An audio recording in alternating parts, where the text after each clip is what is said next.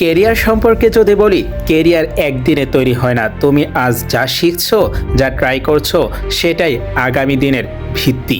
ভুল হবে, দেরি হবে, কিন্তু থেমে গেলে চলবে না। যে মানুষ শেখা বন্ধ করে না, তার কেরিয়ার কখনো থেমে থাকে না।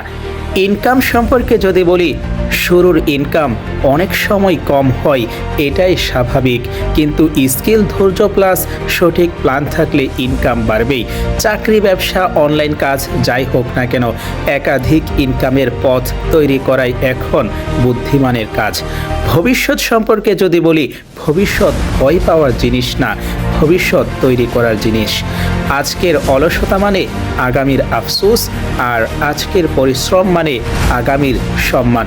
তুমি আজ কি করছো, সেটাই বলে দেবে আগামী 5 বছরে তুমি কোথায় থাকবে। যদি সময় সম্পর্কে বলি, সময় কারো জন্য অপেক্ষা করে না। যে সময়কে মূল্য দেয়, সময় তাকে মূল্যবান বানায়। দিনে যদি মাত্র 2 থেকে 3 ঘন্টা নিজের উন্নয়নে দাও, 1 বছর পর তুমি নিজেকেই চিনতে পারবে না। মনে রেখো, সফল মানুষ সময়কে কাজে লাগায়, আর ব্যর্থ মানুষ সময় নিয়ে অভিযোগ করে।